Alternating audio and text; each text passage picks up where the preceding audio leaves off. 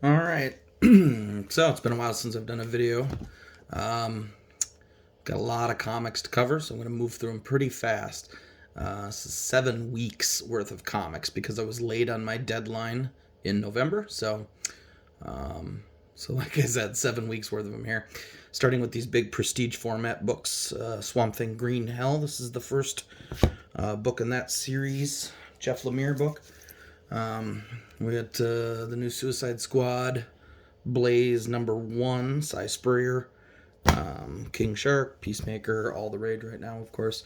Another prestige format book from DC. These are a little smaller than the prestige format, but not by much. They're still a oversized book. Mega #1 from Stonebot. Kaiju story, and I have a Mega #2, also from Stonebot. And one trade paperback, the Volume 1, I think the only one. I think it's just a 6-issue series. 6 sidekicks of Trigger Keaton from Image. Guys on First Issue Club had a lot of good things to say about it, so this was kind of the main reason I went with that. I wasn't on board in the very beginning, so glad to get in there now. All right, now on to DC Comics. They did a bunch in a row here of Detective Comics, so I have quite a few issues of Detective Comics. 1046, 1047. 46 was the end of an arc. 47 is the start of a new one. This is the variant cover of 1048 cardstock variant. I like that. 1049 cardstock variant V cover. 1050, big oversized issue. I think it has a backup story in there, House of Gotham. 1051, this is the B cover variant. And 1052, the B cover variant. Be honest, 51 and 52, it's not that I'm all that crazy about the variant covers. It's really that I just didn't really care for the A covers on those. Staying with DC, Batman v Bigby, Wolf in Gotham. This is book 5. I think 6 is the finale on that. The regular Batman title, 119 and 120. Sticking with DC, we have Joker. This is variant cover number 11. And Joker number 12. James Tynion. We like. Task Force Z, issue number 3. And issue number 4, which has this cool Peacemaker variant. I'm very into the show, so I couldn't help but get that. Speak of the Devil, one shot Peacemaker Disturbing the Peace, Garth Ennis book. This is the B cover on that. I thought it was pretty cool looking. We have Blue and Gold, 5 of 8 to the miniseries there. Another miniseries. This is a Deep Target, the Aquaman Green Arrow mini. Issue 3 of 7. That's the variant on that. Issue 4 of 7. 4 of 7. That's the A cover. I got Batman Urban Legends number 11. To be honest, went back through my notes, and I don't think I actually ordered that, but nonetheless, I must have left it on my pull list. I got canceled on that, I think, after 10, but oh well, no big deal. One more issue.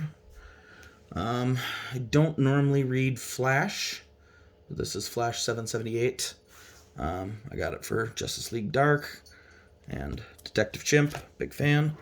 And that's it for DC Comics. Moving along. Grabbing the Marvel here. Moving on to Marvel. We have a Death of Doctor Strange tie-in, Black Knight. I love Cy Spurrier, so we went with that. We have Defenders number 5. I think this is the final issue of this series. I love Defenders. Eternals number 9. Kieran Gillen. I love the Saad Rivik artwork. Death of Doctor Strange number 4. This is the Villain's Reign variant. Thought it was pretty cool. I like those better than the A covers on most of these too. This is one of the A covers. Doctor Strange number 5. I don't remember if that's the last issue or not. I think it is. Then we have also from Marvel, Shang-Chi number 7 and Shang-Chi number 8. These are, what are we at? Legacy 133 and 134 for Shang-Chi. Sticking with Marvel, we have the Star Wars Crimson Reign number 2. This is a connecting variant. Unfortunately, I did not get the connecting variant for the first issue, but I think I did go with connectings on the rest of them the way out, so I usually like doing that. Doesn't always work out, as we'll see here pretty soon. Crimson Reign, Darth Vader number 20. Cool cover. Speaking of cool cover, Star Wars Bounty Hunter 19 and Bounty Hunters 20.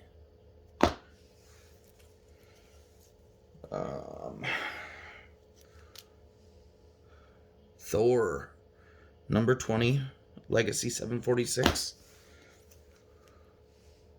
Thor 21, Legacy 747. Still on Donny Cates. New 3-issue miniseries, Daredevil Woman Without Fear. Still Chip Zdarsky writing. Still Elektra.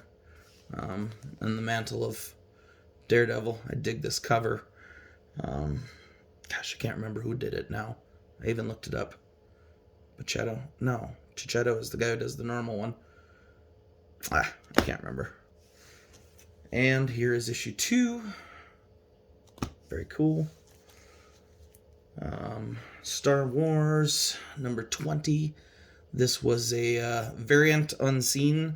When I do that, I see in my notes variant unseen. That usually means I just hated the A cover, which I can't imagine I would have gone with the variant if I'd have known it was the characters from Han Solo. But nonetheless, it's a nice looking cover. I like the art. Alien number 9. Ooh, sliding around. Now, I was talking about connecting variants. This is Devil's Reign 2, which I have the connecting variant of number 1, but then I pre-ordered the connecting variants for 3 and 4, and these on my invoice say connecting variants, but I notice this says connecting variant, this says variant. They don't seem to match up exactly, as you can tell. I don't know, we got a weird hand over here, but then also issue 4, which is also supposed to be connecting and is also doesn't appear to be connecting in any way, shape, or form, but nonetheless, we got our issues anyway. Not sure what happened there. And that's what we have for Marvel. Now moving on to the independents. 1 second here.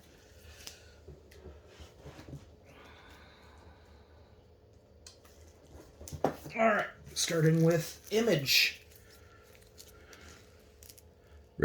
Mark Millar, King of Spies number 2. I love Matteo Scalero's artwork. And King of Spies number 3. Staying with Image, Stillwater 12, Chip Zdarsky. And Crossover 11, Donny Cates. Ordinary Gods. What is this? 6? Yes, 6. Kyle Higgins. I kind of dig that cover. And what everybody's excited for, Saga 55. Return after a few years away. One of the most popular comic series going right now.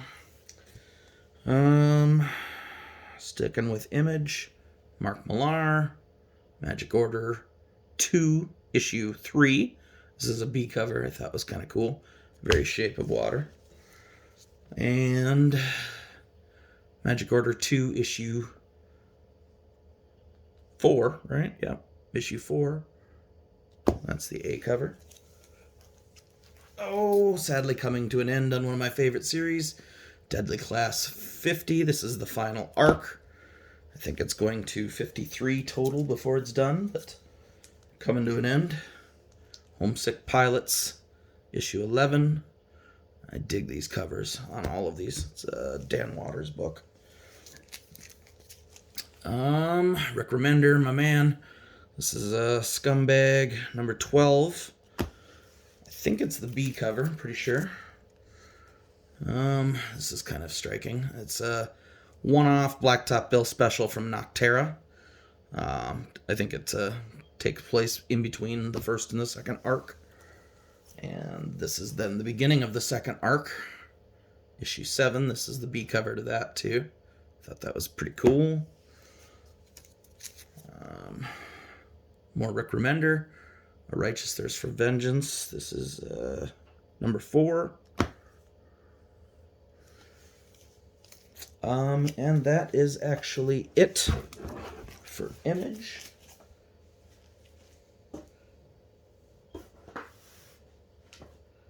What else do we have here?